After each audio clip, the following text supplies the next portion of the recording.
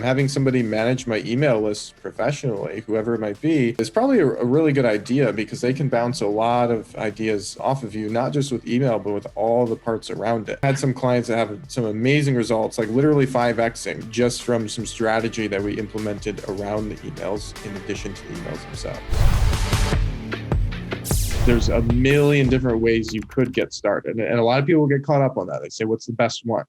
I'm like, hey, you just have to pick one and go with it and it'll work for you because a lot of the ways work. But the first thing that, I did when I started out and I was like, hey, I kind of want to start my own list and send emails about email.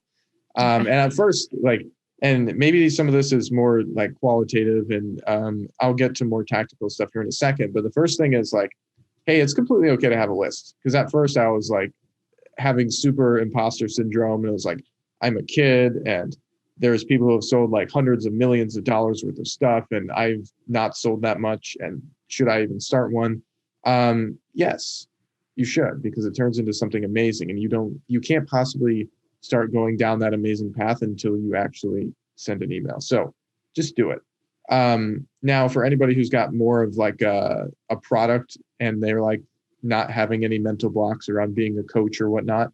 The first thing is just open up an ESP. So I like ActiveCampaign. If you're doing ecom, probably do Klaviyo. Just open it up and start out with your most basic automations, right? So like, what kind of email are you going to send to somebody when they buy something from you? What kind of email are you going to send to somebody when they abandon cart?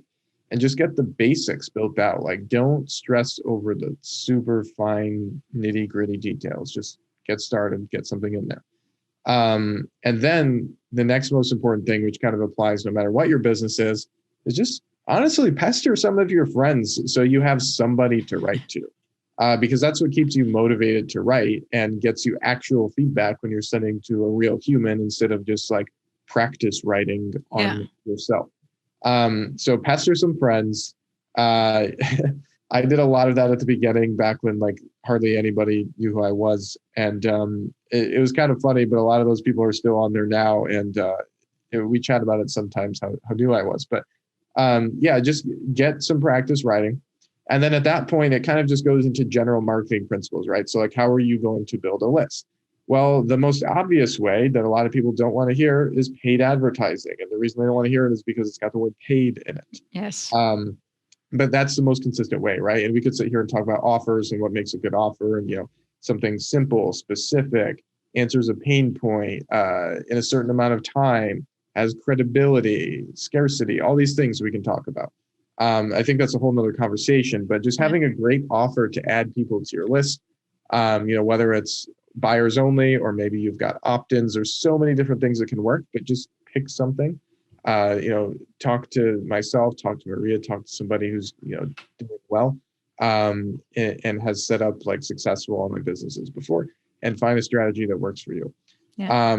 And then on the free side, since a lot of people like to mention that too, like podcasts are a great way to get in front of people and get your name out there. It's amazing.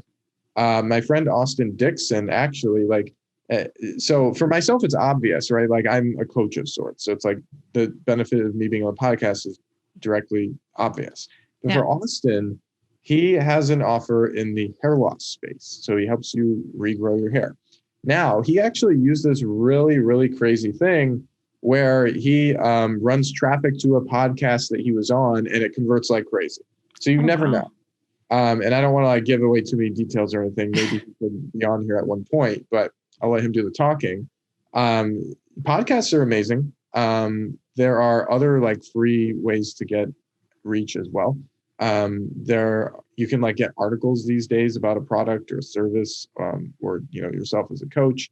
Yeah. You can just honestly connect with people and just say like, hey, what's going on? And have a conversation like we are. We're just taking a private conversation and making it public, and people are interested in listening. Yeah, no, it's there's I think the case in point here is just get started.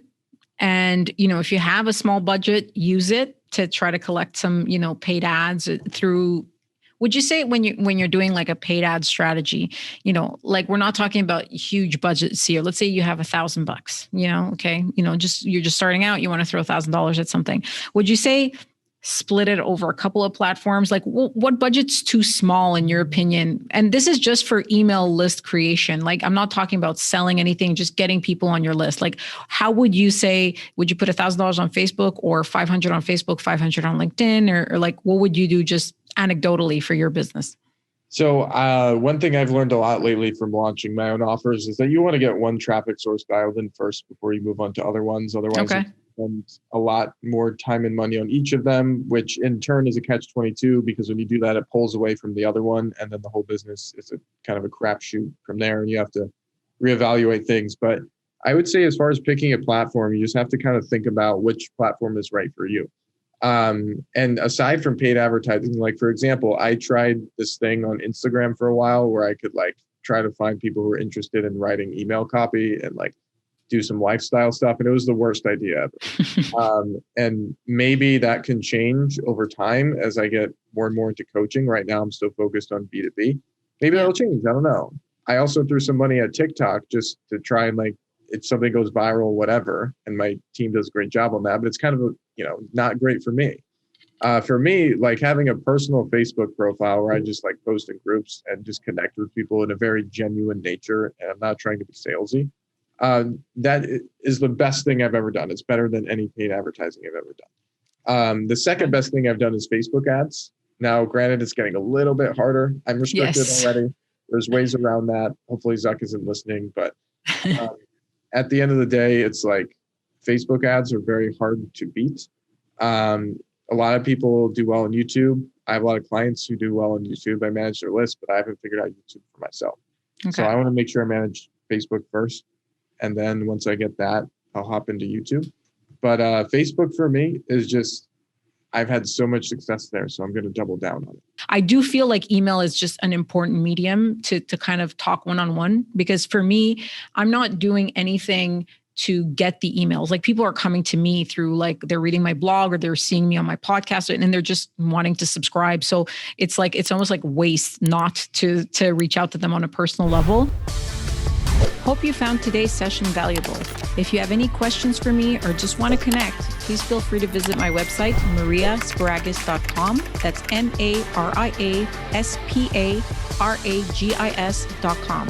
I'd love to hear what you're working on, so drop me a line on any hot button issues your business is experiencing. And remember, don't worry about failure. You only have to be right once.